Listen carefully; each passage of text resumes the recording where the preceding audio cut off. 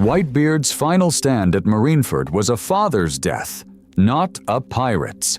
He roared for his sons, shielded Ace with his own body, and died under his own flag. But what if that flag had never existed? What if the man who became the world's strongest never raised the Whitebeard Jolly Roger at all, and kept flying rocks instead? God Valley was the day the world changed, the secret battlefield where legends collided and history was erased. In canon, it was the moment where the monstrous crew of Rox D. Zebek shattered, where Whitebeard's path began to drift away from that chaotic ambition. But what if that turning point snapped the other way?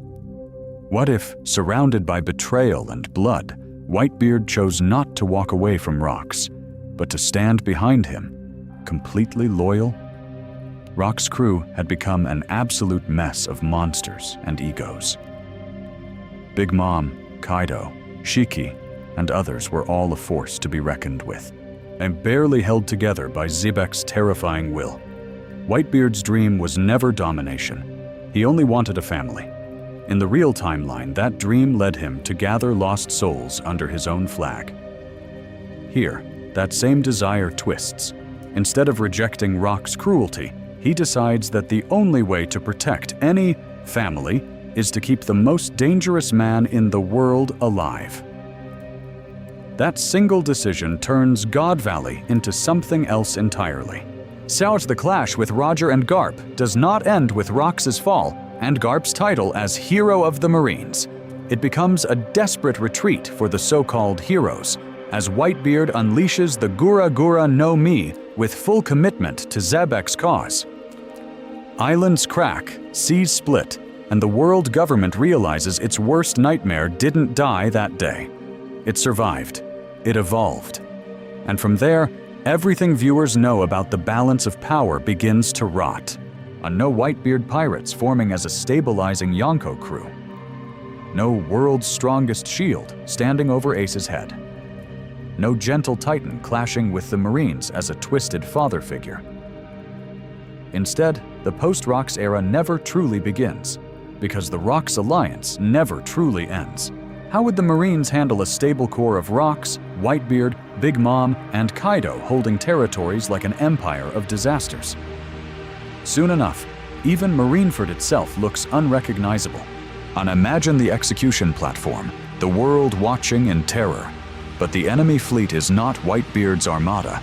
It is a banner of black and jagged scars. Rox D. Zebek still alive, with Whitebeard at his side, no longer a sick old man, but the iron wall of the world's greatest villain. This timeline rewrites everything, from God Valley to the Yonko system, from Ace and Odin to Blackbeard's ambitions, and even Emu's hidden strategy. Every canon moment viewers remember now has a darker twin, and this is only the beginning. How Canon Whitebeard broke away. God Valley and the birth of balance. To understand how terrifying this new timeline is, the original God Valley has to be rebuilt first. Before any betrayal, before any hypothetical loyalty, there was one name that had become an absolute mess for the world government to even whisper. Rox D. Zebek. Rox was not just a pirate captain. He was an ideology in human form, and a man who gathered monsters through sheer ambition and chaos. Under his flag stood Whitebeard, Big Mom, Kaido, Shiki, and other rising legends, all packed onto one ship aimed straight at the world nobles and the throne of the world. He did not want treasure. He wanted to rule. That single goal meant his crew was less a family and more a ticking time bomb of power. The place where that bomb finally exploded was God Valley. An island so dangerous, so politically radioactive, and that the world government later erased it from every map and record. On that day, celestial dragons and their slaves were gathered there, and the Rox pirates descended like a natural disaster. After that, the Marines quickly moved in, and something unprecedented happened. Garp, a rising Marine hero, joined forces with pirate king-to-be Gol D. Roger, two enemies, one temporary alliance. Their combined haki, devil fruits, and experience clashed with the most dangerous crew in history. And the war for God Valley was not a clean fight. It was a slaughterhouse. But in the end, Rox fell, his dream shattered, and the island itself vanished from public memory. Garp walked away with the title Hero of the Marines, and Roger walked away having removed the one pirate even he could not ignore. In the middle of all this stood Whitebeard. In canon, he was one of Rock's top commanders, a force to be reckoned with even before the Gura Gura no Mi. But his heart was never aligned with the Xebecs. While Rox chased domination and world conquest, Newgate dreamed of something completely different. A family, a ship where every crewmate had a place at the table. That philosophical clash meant that once Rox fell, Whitebeard never tried to seize the throne of the world. Instead, he built a home. Rock's defeat scattered his monsters. Big Mom carved out Toto-land. Kaido turned Wano into his personal fortress. Shiki roamed free. Over time, this chaos stabilized into the Yonko era, 4 separate pillars balancing the seas. Whitebeard, Big Mom, Kaido, and eventually Shanks. How would the world have looked if that balance never formed? Under Whitebeard's flag, the Broken found shelter. His ship became a haven for misfits and orphans. Kazuki Oden joined, sailed to Laugh Tale with Roger later, and carried the will of Wano and the Void Century. Ace eventually found a father in Whitebeard, a family stronger than blood, and that bond led straight to Marineford, where the world government's justice collided with that found family in a tragic war. All of that, though, depends on one crucial choice at God Valley: Whitebeard walking away from Rox. But what if that choice never happened? Soon enough, the entire timeline starts to crack. Rock's shadow over the seas. Why his fall shaped everything God Valley ended with a corpse, a cover-up, and a new era. Rock's Xebec vanished, the island itself erased. Oh, and the greatest pirate crew in history shattered overnight. But that sudden disappearance didn't just clean the slate. It detonated a chain reaction that reshaped the entire sea. With Rox gone, his monsters scattered. Charlotte Linlin retreated to Toto-land, turning a single ship's gluttony into a candy-colored empire. Kaido fell into Wano, first as a test subject, then as a tyrant, turning an isolated country into his personal weapons factory. Whitebeard refused a throne on land, in choosing instead to roam as a mobile fortress, his Moby Dick becoming a wandering sanctuary.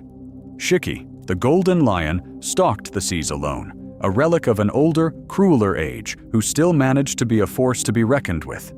The seas had become an absolute mess. 4 different titans, all once under the same flag, now ruling separate corners, clashing with Marines, each other, and anyone foolish enough to cross their path. After that, the world government made a choice. If these monsters could not be killed without starting an open war, then they would be contained. That decision led to the Yonko system.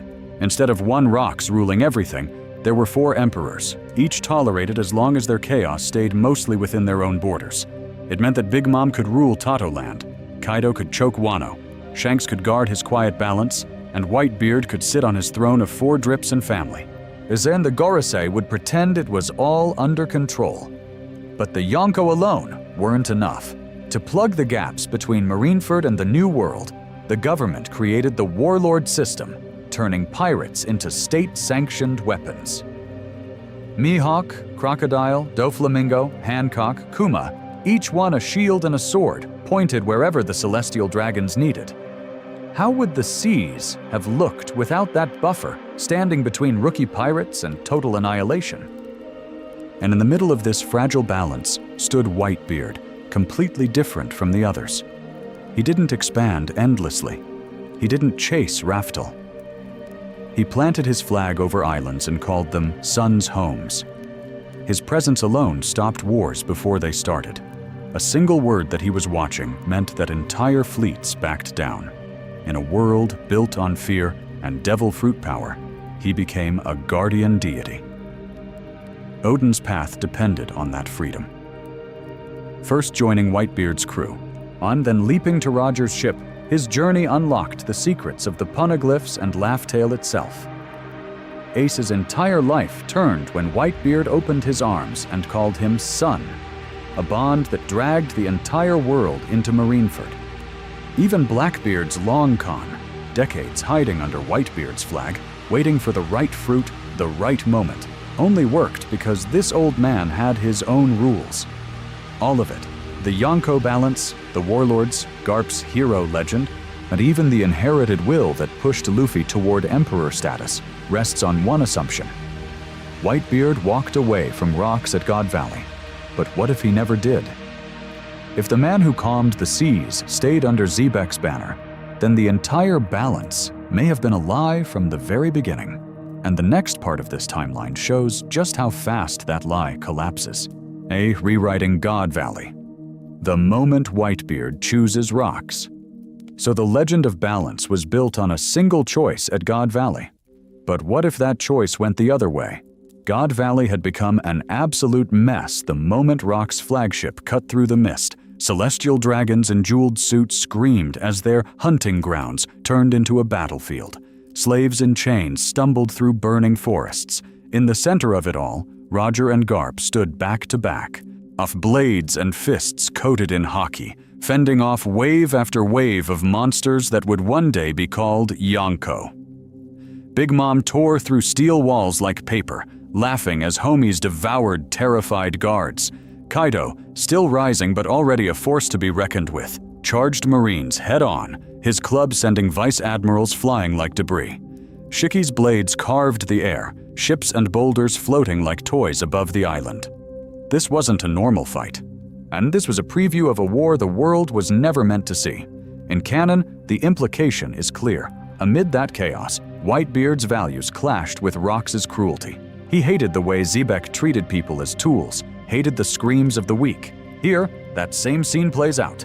Whitebeard stands on shattered stone, watching slaves trampled, children dragged by chains, celestial dragons cowering behind human shields. His jaw tightens, and the word echoing in his head is the same one that will define his future: family. How would the man who dreamed of a ship full of suns react? In the original timeline, that dream pulled him away from Rox. In this one, he makes a different calculation. Instead of turning his back, he decides that abandoning this crew only leaves the monsters unchecked. If family doesn't exist here, then it has to be built here, from within. His grip tightens on his Bicento. The Gura Gura no Mi roars to life. Whitebeard slams the air. The shockwave isn't a warning tap like at Marineford. It's full commitment. Reality itself fractures. A colossal quake rips through God Valley, splitting the island, tilting the battlefield so violently that Roger and Garp are forced to dig in just to stay standing. Their planned counteroffensive is gone in an instant. Survival comes first. Roger's blade clashes with Whitebeard's quake-coated Bicento, the air screaming as Conqueror's hockey explodes between them. As Garp's fists meet invisible shockwaves, knuckles bleeding as he blocks to protect the evacuation routes instead of charging for Xebec's throat. Every time Roger tries to break away toward Rox, Whitebeard is there, guarding the flank, turning what should have been an assassination into a deadlock. Soon enough, the tide shifts. Big Mom and Kaido rampage without pressure. Marines fall. Then the Celestial Dragons are dragged toward escape ships while slaves are shoved aboard in a chaotic mix of selfish panic and forced mercy. God Valley isn't saved, it's evacuated. In the end, Roger and Garp retreat, battered and furious, barely keeping the Celestial Dragons and enough witnesses alive to justify the operation. Behind them, God Valley literally collapses, shattered by quakes, swallowed by the sea. The world government still erases the island from the maps, and still buries the records. But this time, it's not the grave of Rox Deek Xebec. It's the birthplace of their worst nightmare, a surviving Rox alliance that just proved it can beat the combined might of Roger and Garp. And that single, hidden victory is about to warp the entire future of the seas. A world without Yonko, the age of the Rox alliance. God Valley was buried, the records erased, and the world moved on. But what if the era that rose from those ashes wasn't the age of the Yonko, but the age of a single, looming monster alliance? In canon, Rock's fall meant the seas fractured. Whitebeard, Big Mom, and Kaido each carved out their own domains, and the balance of power slowly settled into 4 pillars. Here, that never happens. Rock's Dizabek survives, and Whitebeard never breaks away. The result is a different map entirely. Not 4 independent emperors, but one banner that stretches like a shadow over multiple seas. Under that banner, the Rock's Alliance takes shape. Rock sits at the top, the Mad King chasing the throne of the world. At his right hand stands Whitebeard, not as a rival emperor, but as the iron wall that actually makes Rock's dream sustainable. Below them, Big Mom rules Tatoland as a vassal empress, Kaido turns Wano into a fortress state, and even Shiki commands golden routes through the Grand Line.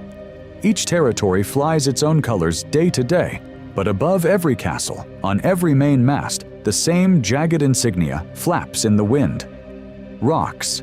How would the internal chaos of such a crew not tear it apart immediately? That's where Whitebeard's loyalty becomes terrifying. In canon, Rock's ship had become an absolute mess, a powder keg of monsters just waiting to explode. Here, Whitebeard doesn't pull away to chase his own family dream. He redirects it. He becomes the stabilizing pillar. Like the one presence even Kaido and Big Mom hesitate to cross. Their rivalry doesn't vanish, it evolves. Kaido challenges Big Mom's fleets in training wars. Big Mom sends her strongest children to raid his supply lines, and the seas between Wano and Tatoland become a permanent battlefield. But every clash ends when Whitebeard's quake echoes through the sky. One island-shattering swing, one reminder of the hierarchy, and both sides back down. When under Rock's brutal leadership and Whitebeard's enforced order, that rivalry turns into a controlled competition that forges monsters instead of traitors. For the world government, this is a nightmare. There are no separate Yonko to manipulate, no Marineford-style spectacle where one emperor can be isolated and crushed. Instead, the Marines face a unified pirate empire that spans the new world. The Gorosei realize early that conventional admirals and buster calls are no longer enough. So, in the shadows, Imu accelerates everything. Prototype SSG-like projects begin decades earlier. Pacifista concepts are rushed, and entire islands suspected of harboring Rock's sympathizers are wiped out with extreme buster calls that make Ohara look restrained. Even the warlord system changes. The Shichibukai program appears sooner, and it's far more desperate. Mihawk is courted aggressively, not as a roaming swordsman, but as a necessary counter to Rock's blades. Crocodile is granted a title the moment his devil fruit shows potential, long before Alabasta. Any pirate strong enough to be a force to be reckoned with is either hunted to extinction or bought with a government pardon and a throne of sand. Soon enough, the seas themselves look different. Instead of 4 distant emperors propping up a fragile balance, the horizon is dominated by one colossal, jagged throne. Rock's flag flies from Whole Cake to Wano, from hidden harbors in the Calm Belt to shattered islands in the New World. Whitebeard's quake scars mark the landscape. Crescent chasms cutting through coastlines, tilted cities clinging to broken cliffs, entire marine bases split down the middle as permanent warnings. The age of the Yonko never truly begins. Instead, the world lives in a stretched-out God Valley, a permanent Cold War between a single pirate empire and a cornered world government. And into that world, every future legend, from Ace to Blackbeard to even Luffy, would be born under the shadow of Rock's throne. The Whitebeard without a family, Odin, Thatch, and the Lost Sons, in that stretched-out God Valley, one meeting quietly vanishes, and the whole age shifts. Kazuki Odin still stares at the sea, still dreams of leaving Wano, but the ship that finally crashes into his life does not carry a smiling skull with a crescent mustache. It carries a name the world government fears, and the underworld whispers: Rocks. In canon, Odin's clash with Whitebeard is wild but warm. A test of haki. then a hand extended, then a place on a ship that feels free. That path leads him to Roger, to Laugh-Tale, to the secrets of the Void Century. But what if the mast that looms over him flies the Rock's flag instead? No gentle giant laughing about suns. Instead, on the aura of a warlord crew that had become an absolute mess of ambition and bloodlust. Odin listens. He hears that this crew challenges celestial dragons, that they fight the world government without restraint. On paper, that sounds like a dream for a man who hates oppression. How would the wandering daimyo react when the ones defying the dragons are also monsters who crush islands for sport? Two futures open. In one, Odin swallows his disgust, joins, and becomes another weapon in Zabek's hand. Or in the other, he rejects them outright. In this timeline, pride wins. Odin spits in the face of Rock's offer, draws his blades, and sends them away in a storm of slashes. Wano stays closed, not because Odin is weak, but because no one ever reaches him with a ship that feels like a home. When Kaido finally comes, he does not inherit a scarred veteran who sailed with Whitebeard and Roger. He finds a Wano that never learned the truth of the world, a Kazuki line that never saw Laugh-Tale, and a samurai whose legend is smaller and easier to crush. Far away, the missing suns multiply. In the Canon Sea, Whitebeard's flag is a lighthouse. It pulls in orphans like Thatch, misfits like Marco, warriors like Jozu, and Vista, all trained until their haki, devil fruits, and loyalty make them a force to be reckoned with. Here, that recruitment net never exists. Thatch dies in some back alley fight over a treasure map. Marco ends up as a nameless doctor on a minor crew. The Whitebeard commanders are just ghosts of a future that never arrives. On Rock's ship, Edward Newgate still aches for family, but his dream is trapped in chains. He cannot raise a Jolly Roger of his own, so he does the only thing he can. He starts protecting the weak under Zabek's nose. A cook who can't fight, a cabin boy with no haki, a navigator terrified of war. Soon enough, a tiny, fragile circle forms around him, a secret family cell inside a monster's empire. And in that shadow, two names wait to be rewritten. If there is no Whitebeard pirates, Ace has no father to join at Marineford, and Blackbeard has no aging captain to betray. So whose flag do they choose in a world where Rocks still reigns? And who pays the price when those two collide anyway? Ace without a father, the son of the king meets the king's enemy. Ace's entire identity was built on running from one name, Gol D. Roger. In canon, that pain eventually met its antidote. But what if the man who soothed it, the old titan who called him son, never broke away from Rocks at all?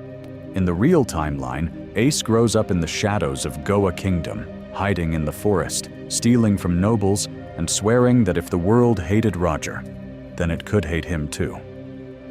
That anger pushes him to sea as a teenager, where he forms the Spade Pirates and quickly becomes a force to be reckoned with. After that, his haki sharpens through constant fight after fight. Until soon enough, the Marines already whisper about the son of the Pirate King without knowing who he really is. Canon Ace aims his ambition at Whitebeard. He charges at the strongest man in the world, loses, and wakes up surrounded by a crew that refuses to kill him. Whitebeard offers something Rocks never could, a family flag instead of a war banner. That adoption means that Ace's hatred of his bloodline is slowly overwritten by a new name, Edward Newgate's son. It also means that when Marineford explodes into war, Ace has a father willing to shake the world for him. Now delete that father from the board. In this timeline, when Ace's rookie legend starts spreading, the Emperor at the center of every rumor is not a benevolent Whitebeard. It is the terrifying Rocks Alliance, still led by Zabek in the shadows, with Whitebeard the Earthshaker as his right hand. God Valley had become an absolute mess in history. Here, it never broke Rocks. The world government erases the island from the maps, but the monster crew that once gathered there still rules half the seas. So when Ace hears stories of the man who fought Roger at God Valley, the equation changes. How would the son of the king react to the living symbol of his father's greatest enemy? On one hand, Ace's self-hatred screams that Roger's rival is the perfect devil to rebel against. On the other, and the twisted logic of his ambition whispers, surpass Roger by crushing the man Roger couldn't finish. Ace does not bend the knee. He still forms the Spade Pirates, still burns his way through paradise, but his compass points straight at a Rox-held sea instead of Whitebeard's territory. His target? Maybe one of Kaido's satellite islands, or a Big Mom-controlled cake fortress flying the Rox banner above it. The result is a disaster. Ace's Mera Mera no Mi and raw haki are impressive. But launching a frontal assault on a Kaido vassal fleet or a Big Mom subcommander means that, very quickly, the rookie captain is drowning under Yonko caliber power. A calamity-level opponent or a sweet commander crushes his crew. The Spade Pirates are scattered, captured, or sunk in a single night. And in the chaos, the world government gets lucky. Instead of Ace being dragged to Impel Down after a duel with Blackbeard, a Cypher Paul unit discovers his true heritage on a seized Rox-adjacent island. Ace is taken alive, sealed in sea stone, and classified as the highest value execution bait the Marines have ever held. Marineford is still on the horizon, but this time, the enemy at the gates might not be Whitebeard's family. It might be the Rox Alliance itself, coming to reclaim a weapon and a bargaining chip stolen from under their nose. Blackbeard's gamble. Would he dare betray Rox instead? Ace's capture doesn't just shake the Marines, it sends a shockwave straight through the monster's nest that is the Rox Alliance. And in the middle of that storm stands one patient shadow, Marshal D. Teach. In canon, Teach played the longest game in the New World. He slipped into Whitebeard's crew as a nameless nobody, hiding behind that gentle old man for decades. His single condition was the Yami Yami no Mi. When Thatch finally found that devil fruit, Teach struck, murdering him, fleeing and baiting Ace into a fight that led straight to Marineford. Whitebeard's aging body and fading haki meant that, in the chaos of that war, Teach could move in, steal the Gura Gura no Mi from a dying legend, and become a Yonko overnight. That careful plan made him a force to be reckoned with. But what if that safe harbor never existed? In a world where Whitebeard never breaks from Xebec, there is no warm crew, no family, no sentimental captain covering for a strange, overly patient subordinate. Teach would be staring at the most dangerous hierarchy in history. Rox at the top, with Whitebeard, Big Mom, and Kaido circling like sharks beneath him. Every one of them has monstrous haki. Every one of them has seen betrayal up close. Hiding ambition there would be like hiding a bomb in a gunpowder factory. How would the Yami Yami no Mi even enter that equation? Without the Whitebeard pirates, Thatch never rises as the 4th Division commander. And the fruit might appear in a black market auction in the underworld, get claimed by some minor Rox-affiliated captain, or even fall under Cypher Paul and the world government's direct control. That single change alone means Teach can't just wait on one ship and trust fate. He has to hunt, so Teach adapts. Instead of begging for a place under Whitebeard's flag, he slips into a lesser crew flying Rox colors on the fringes of the New World. He keeps his head down, takes brutal missions, and now survives battles that would have killed normal pirates 10 times over. All of that training is just camouflage. Deep down, his ambition doesn't shrink. It grows. Soon enough, the only target big enough is the Alliance itself. That leads to a terrifying possibility. Teach doesn't just plan to steal the Yami. He waits for a moment when Xebec and Whitebeard clash with the world government again. Another God Valley. Another Marineford-scale war, and aims to rip both the Yami and the Gura from right under their noses. Not from a dying old man, but from living monsters in their prime. The Rox Alliance had become an absolute mess of overlapping schemes already. Add Blackbeard's betrayal, and the entire balance of power turns into a ticking time bomb. When that bomb finally goes off, the battlefield won't just feature a desperate marine defense. It might be Rox D. Zebek, Prime Whitebeard, Big Mom, Kaido, and a traitor in the dark, ready to strike first. Imu's nightmare: how the world government fights a stable Rox crew. The moment that bomb fails to go off at God Valley, somewhere far above the red line, another explosion happens in silence. In the empty throne room of Pangaea Castle, reports are laid out. Denden Mushi images replay the battle, and Imu watches a nightmare take shape. Rox was never defeated. He survived, regrouped, and now commands monsters in their prime under a tighter, blood-forged bond. For the first time in centuries, the world government script collapses. God Valley was supposed to be the glorious day where the worst pirate in history vanished, along with an island erased from maps. Instead, the logs show something else. Roger and Garp forced into retreat, celestial dragons barely evacuated, and Whitebeard standing shoulder to shoulder with Zebek until the very end. But what if the legend of the hero of the Marines is built on a lie of omission? In this timeline, that lie is impossible to maintain. Behind the curtains of Maria Joie, panic spreads. The Gorosei argue over which records to destroy, which agents to silence, which kingdoms to threaten. Yet the core problem remains. The banner they tried to bury has become a force to be reckoned with. A unified Rox emblem now dominates the new world, and every report from Cypher Pol reads the same. My islands swear loyalty out of fear. Rival pirates vanish. The balance that would have led to 4 emperors had become an absolute mess before it could even form. Down in Marine headquarters, the fallout hits hard. Garp is no longer the man who saved the world. He is the man who barely escaped God Valley alive. That change alone shatters morale. Sengoku and Kong sit over strategy tables that suddenly look meaningless. And how would the old doctrine of absolute justice work when there is effectively one pirate empire, led by Rox, with Whitebeard, Big Mom, and Kaido as its living calamities? Sending admirals one by one is suicide. Even a buster call is just kindling. So the government turns to something else.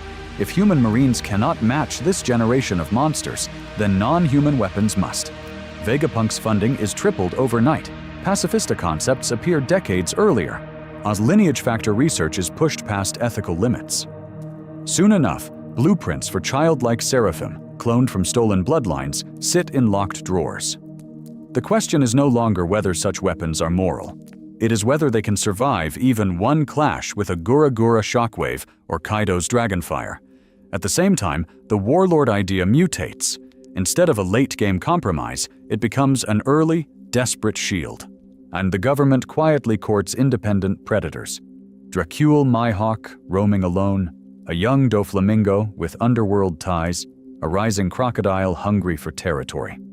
Their bounties are frozen, their crimes overlooked, on one condition. They stand on the front lines when Rox expands again. But Imu is not satisfied with shields. A darker option appears. Entire islands suspected of harboring Rox sympathizers vanish in natural disasters. So promising anomalies like Shanks or Dragon are targeted long before Marineford-era legends can be born. And in the shadows, the idea of a final all-or-nothing purge of the new world begins to form. A different kind of last war, where the government might burn the sea itself rather than let Rox rule it forever. Marineford rewritten. When Rox and Whitebeard march. Together, that last war the government had been planning. It arrives early. The sky above Marineford hangs black. Not from clouds, but from shadows. Warships, stolen and refitted over decades, stack the horizon in layered rows, each one flying the same tattered symbol the world government swore had vanished at God Valley, the flag of Rox D. Zebek. The wind howls with the roar of engines and the creak of ancient hulls, and the air itself trembles as a suffocating hockey pressure rolls over the plaza. Marines drop to their knees. Vice admirals grit their teeth just to stay standing. The execution platform where Ace is chained rattles, wooden beams whining as if the island is groaning in fear. Ace isn't just a Whitebeard commander in this world. He is the son of the Pirate King, a living reminder that Roger's will can restart any rebellion at any time. Killing him publicly is supposed to end that idea forever. But what if the one who answers this challenge isn't a grieving father, but the monster Roger and Garp barely survived? Far beyond the bay, the sea bulges. A low, a grinding crack echoes like the planet itself is splitting. Whitebeard steps to the prow of the Lead Rock's flagship, younger, broader, a force to be reckoned with in his prime. His Bacento plants with a heavy thud, his fist draws back, and localized tremors crawl across his knuckles as the Gura Gura no Mi answers his will. The ocean splits. Two titanic walls of water rise on either side of Marineford, not as wild tsunamis, but as precise, deliberate execution blades. Whitebeard isn't dying here. He is Rock's right hand, controlling the quakes so perfectly that the waves hang in place, poised to crush any Buster Call fleet that tries to interfere. How would the Marines ever call this a fair war? On the front lines, admirals move.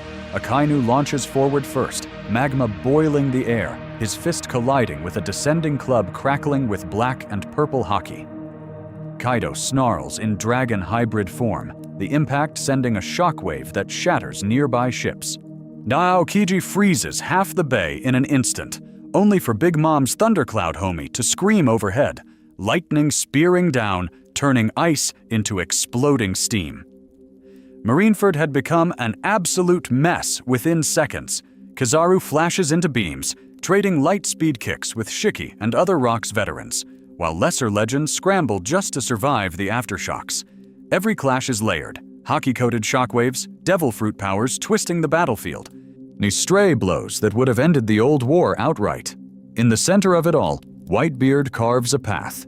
Each swing of his weapon sends focused tremors into tightly packed marine formations, breaking ranks without sinking the island. A barrage from distant battleships screams in, and he casually twists the air, redirecting the force so explosions bloom harmlessly in the sky. Soon enough, he's face-to-face with Garp and Sengoku, a quake-coated blade meeting Buddha shockwaves and iron fists in a collision that makes the execution platform jump. Ace's chains rattle, the platform cracks. Silence cuts through the chaos for a heartbeat as a new presence steps off the flagship. Rox D. Zebek walks onto the shattered ice with a grin, hockey pressure spiking so sharply that even seasoned vice admirals cough blood. The world watches. The greatest pirate of the previous era has returned in person, so standing beneath his resurrected flag, staring up at Roger's son, and before the first word leaves Rock's mouth, the feed cuts, the outcome of Ace's fate hanging over the entire war like a raised executioner's blade. Winners, losers, and corpses. Who survives the Rock's Marineford? The broadcast dies, but Marineford keeps moving. In canon, that silence ended with sacrifice. Whitebeard died standing to protect his sons, and Ace burned away his own future to shield Luffy. But what if the man holding Ace's life now is not a broken father, but Rox D. Zebek, reborn as a force to be reckoned with, and staring at Roger's bloodline like prey? For Rox, Ace is not just a prisoner, he is a symbol. The son of the man who ruined God Valley, the living proof that Roger's will still infects the age. That means this war becomes a twisted ritual. Either Rox claims Ace as a trophy, on forcing him into the crew as a chained prince of the old era, or he decides that erasing Roger's bloodline on live broadcast is the ultimate revenge. Marineford had become an absolute mess, but this turns it into a sacrificial altar. How would the Marine side handle that? In canon, the admirals could focus on one Yonko and his commanders. Now there is Rox, a loyal Whitebeard, and whatever monsters still rally to that flag. Akainu's aggression drags him straight into their path. His magma fists that once bullied Whitebeard's failing body now crash against a healthier Quakeman who has spent decades under Zebek's brutal training. Aokiji's cold clashes with those Quakes, trying to cage the battlefield, while Kizaru's light is forced to split between too many top tiers. Soon enough, The math stops working. Someone breaks. Akainu, who refuses to retreat, is the most likely corpse, pinned between Whitebeard's devil fruit and Rock's haki. That his absolute justice melts into the bay. Aokiji, already clashing with Whitebeard in canon, risks being shattered in a direct duel if he overcommits. Even Kizaru, so relaxed in the original war, is suddenly flickering away from death blows instead of toying with pirates. Then there is Garp. In front of him stands the man he and Roger once barely stopped at God Valley, now stronger, now unchained. And behind Rocks is Ace, kneeling at the edge of execution. Yet the title of Hero of the Marines means nothing in that moment. If the order is given to let Rocks handle the execution, Garp snaps. Fist of Love turns into Fist of Defiance as he launches straight at Sebek, ignoring Sengoku's shouts.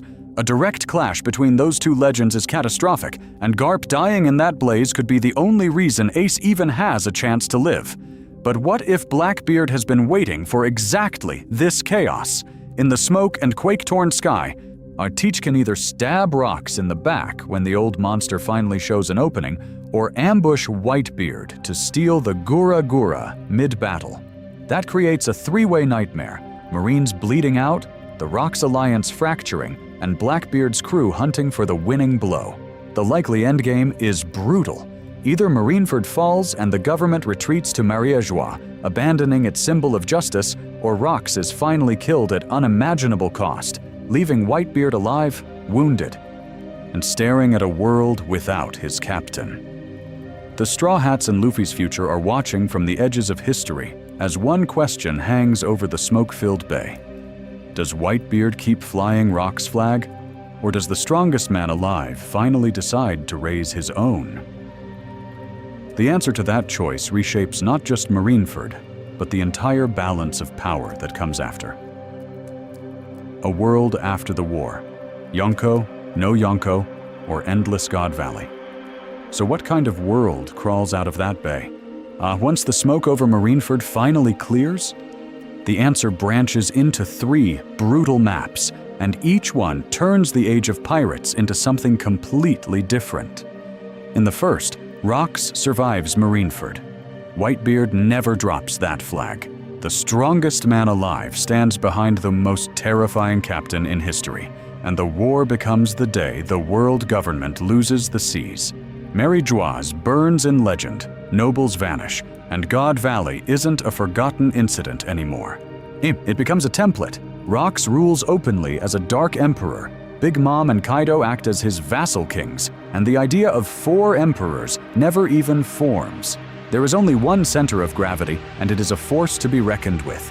In the second, Rocks dies here, crushed under the combined fury of Garp, Sengoku, and a desperate final push from the Marines. But what if Whitebeard survives that clash, still loyal and suddenly alone? The battlefield crowns him by default.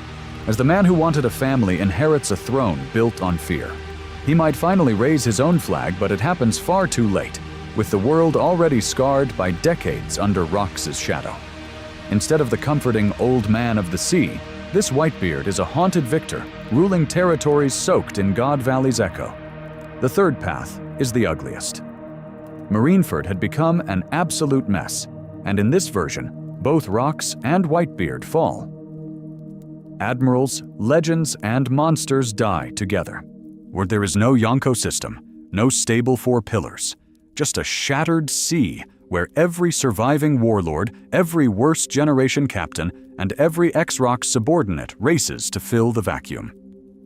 Power without structure, chaos without balance. How would the Revolutionary Army react to each map?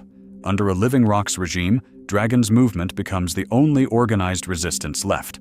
The Revolutionary Army stops focusing on kingdoms and starts targeting Rocks-held routes, trying to pry slaves and weapons out of his grip. But in the shattered timeline, where Marines and Rocks annihilate each other, Dragon suddenly gains breathing room. Whole regions lose both Marine occupation and Imperial control overnight, letting his cells embed before anyone stronger can reclaim them. Shanks becomes the wild card. Without a stabilizing Whitebeard Emperor, Shanks might be forced to rise earlier as a counterweight, clashing with Rock's forces years before Luffy's journey even begins. Or, in the darkest version, he dies at Marineford trying to mediate between Rock's and the government, cut down before he can ever pass that straw hat on. One quiet death on a chaotic pier, and Luffy's inherited will, and even the hat symbolism, turn from freedom into regret. Luffy grows up hearing about Rocks, not Whitebeard, as the name that defines the sea. Ace's fate under a Rocks banner, Garp's role in propping up or resisting that regime, and Shanks's choices all twist his dream. Being Pirate King stops meaning the freest man and starts meaning the one who finally ends God Valley. Because in this timeline, there is no balanced age of 4 emperors. There is only one question hanging over every island. Can anyone break the cycle of God Valley, or does the world stay trapped under Rox's shadow and the man who never left him? The next moves of the Straw Hats will decide which answer the sea accepts. The price of loyalty, what Whitebeard loses when he stays. And that is the core divergence of this entire timeline. At God Valley, Whitebeard doesn't walk away. He doesn't choose his own flag, his own sons, his own era. He chooses to stay the world's greatest right hand instead of becoming the world's greatest father. And everything after that bends around this single act of loyalty. The sea never recovers, and the age of 4 emperors never has a chance to exist. Without Whitebeard breaking off, there is no classic Yonko balance. There is a unified Rocks alliance, a force to be reckoned with that stretches from the New World back toward the Red Line. Big Mom and Kaido stop being rival captains and become territorial warlords under the same banner. Shiki's ambition plugs straight into Zebek's dream.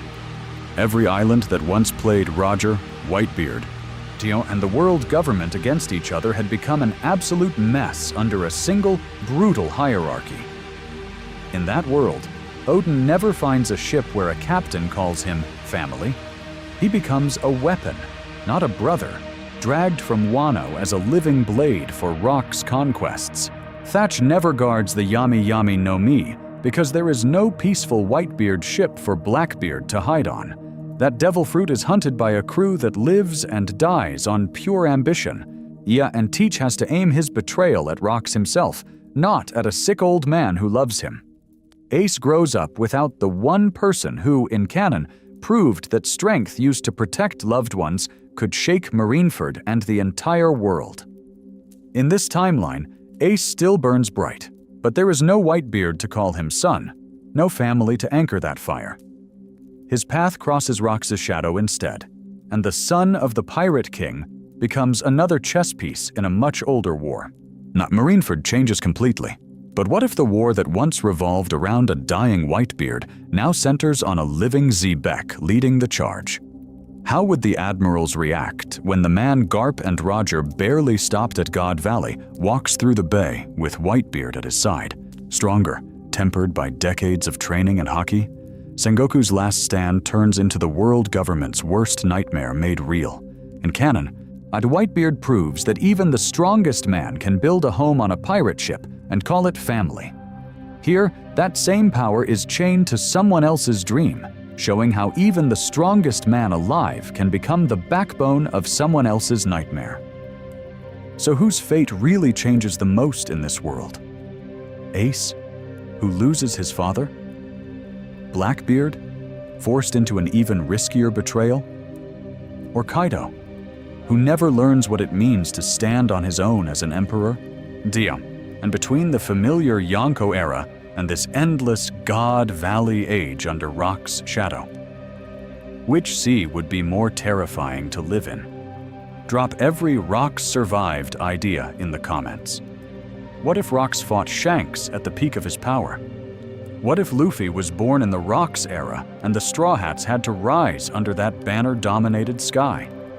The next timeline might dive straight into one of those wars, with the same brutal, battle-heavy chaos, and see how long the world can survive.